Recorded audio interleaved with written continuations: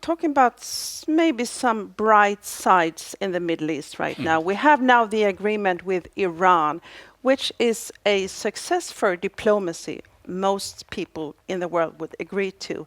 And it will also lead eventually to Iran coming in from the cold in world economy. And most countries are welcoming that, but we have a few exceptions, the Saudis and Netanyahu's government. And the Republicans in the And the Senate. Republicans. So could anything stop this process, the next US elections? Yeah, who wants to gaze into the crystal ball of American elections and say what will happen? I think it would be very difficult to row back now. And I think that that is one reason why there was such a big American diplomatic effort to get the agreement done. And I mean, Secretary of State Kerry committed himself personally enormously to it. And the successive high representatives of the EU, Cathy Ashton and then Federica Mogherini, also had.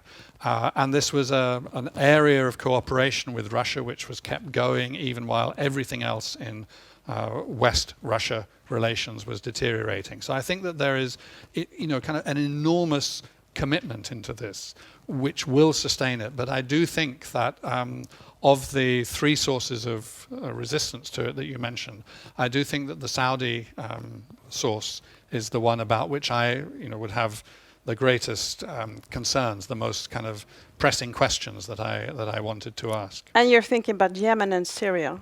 Yes.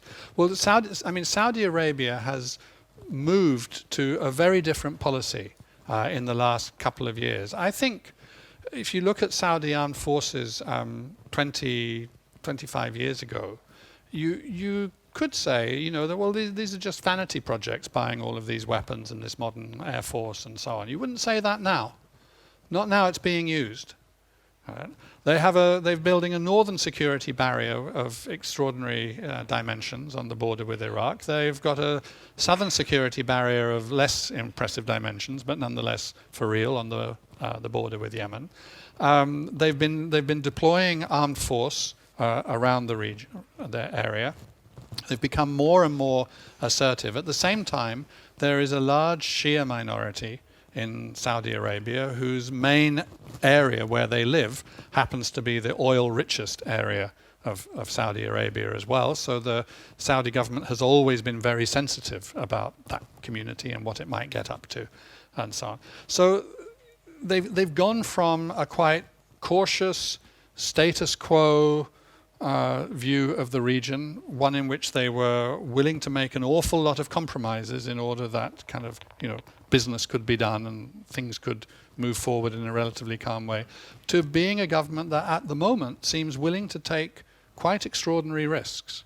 And I guess that that's the question mark. Yes. That you then wonder about the relation with Iran.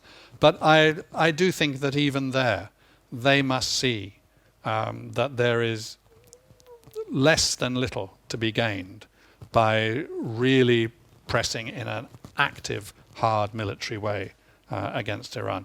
And there is a big difference between making declaratory statements of undying opposition and actually really going out and doing something about it with force. And I just pray and hope that the Saudi rulers will recognize that difference and not cross the line.